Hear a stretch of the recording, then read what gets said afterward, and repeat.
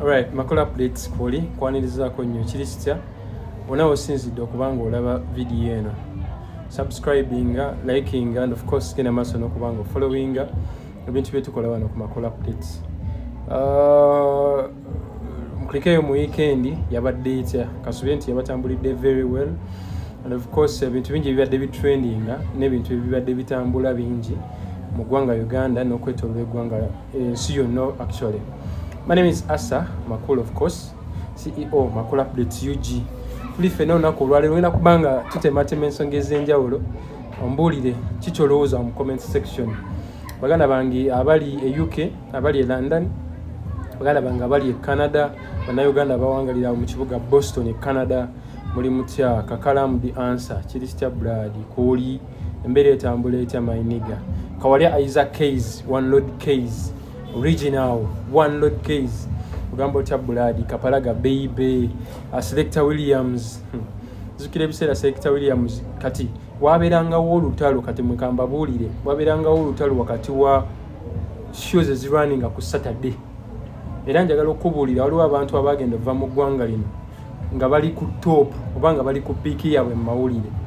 Wabeerangawo gaye bamuyitanga KAPALAGA BAIBE Michael Kakande yakwatanga Saturday eyo yatandikanga sawa 3 paka sawa 4 akola olokoso ku radio Simba kinamusamba katunyize 3 olumalo tukwata bwati natukwasa awo babeerangawo battle between him KAPALAGA and Selector Williams live ku radio Sapienza 94.4 wali ku Kigo Makindi awo ngoyambuka nsambi actually ngoyambuka Makindi wabeerangawo eyo show the music zone yakeranga nasoka atwa countdown yasoka countdown then nasusimbula information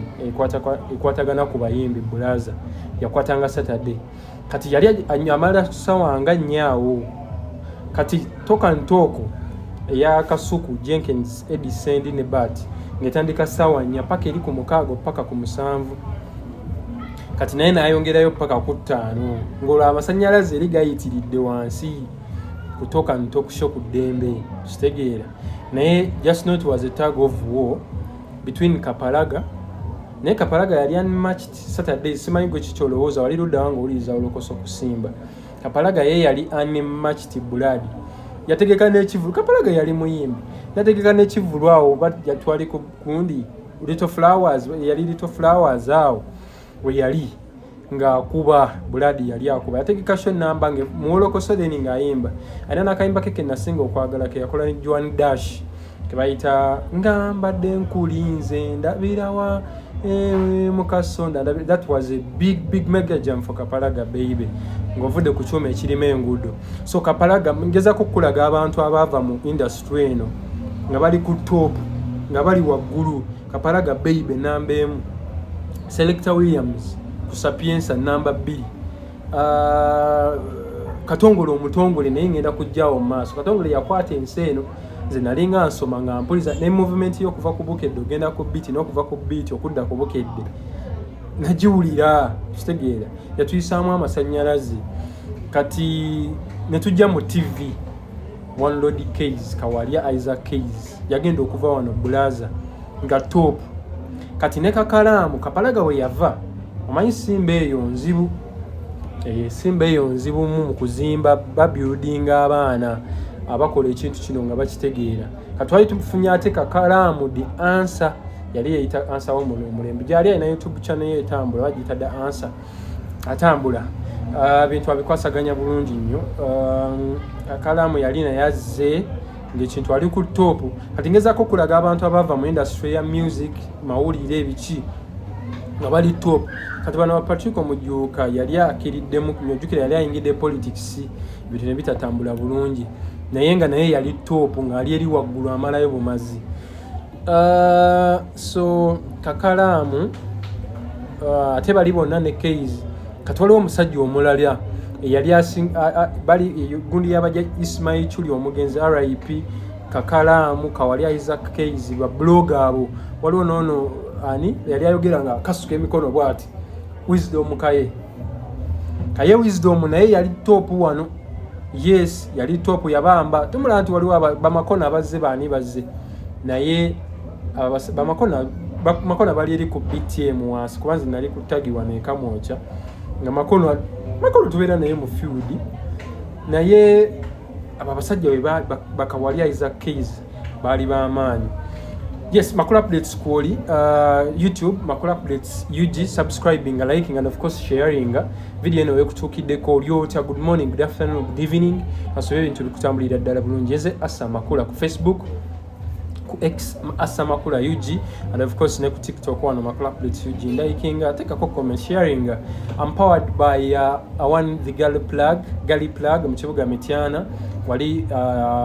ng'agenda mu kibaati oba omusanga ko obwambalo bw'abaana abawala akuwe obugatto obuliko obudress obuliko bonna ne bu perfume obw'omulembe abuyina. And of course powered by Anne House of Interiors atunda curtains omukyalo omubalagavu oyo ali eri ku PIDA era side z'Emityana abantu bangaabo bampagira nnyo ali eri ku PIDA waggulu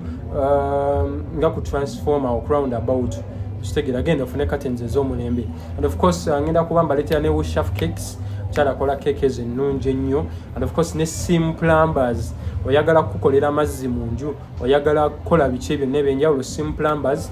akuyina, he got you all. Kitegeera munonyeko genda ku TikTok handle eriko Sim Plumbers osobola okubanga weekwata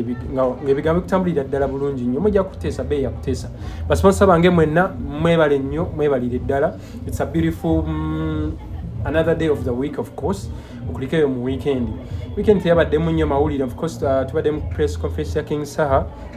ayina ekivulu ekkololaawo ku ceremonial grounds naye kyogeza abantu obwama gwe kyolina okumanya King Saha mansuuse manda the king in his own lane bro. Radio Moze we yava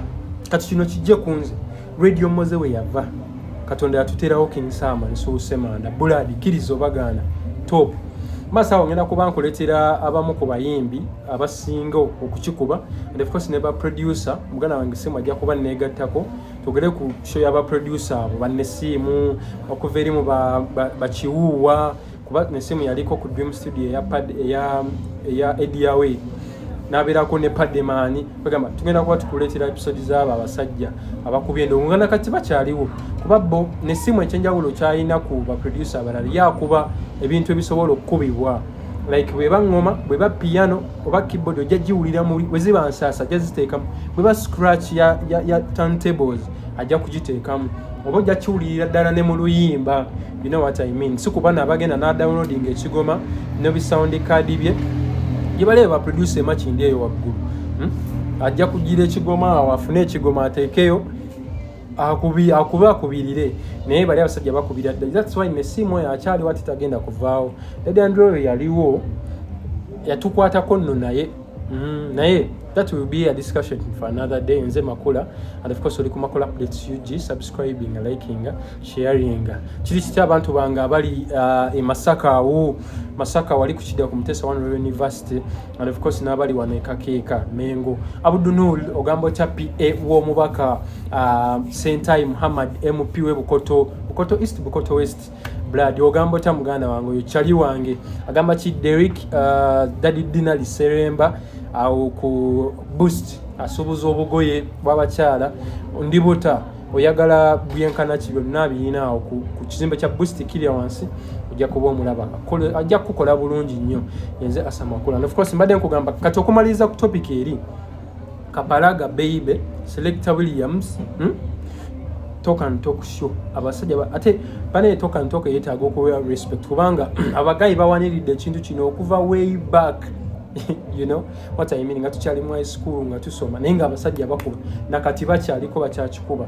mwebale kubanga mukwasaganyiza ekintu musetinze trend kwe tutambulira. And of course bino ebiriwo bijja kuvaawo bujja ne bugenda obubadde bujja ne bugenda naye nga basponsa bange mwebale nnyo Gali Plug Emityana and House of Interiors Emityana Sim Plumbers of course naye ali Mityana yebale kubanga ateekamu akasente ebigambo ebitambula. Tukwatagane mu episode eddako ya Makula Updates UG yebale kubanga koli Selector Williams big up on yourself. Kapalaga BAIBE mu US big up on yourself. One Lord KAYZ mwebale kubanga namwe gye muli mukwasaganya ebigambo. See you in another episode. Mulundi gwaffe ogunaabaguzeeko yenze Assa Makula ku X Makula Updates UG ku TikTok, liking and subscribing and of course twogere ebigambo. Webale nnyo webaliriddala. See you when you see me.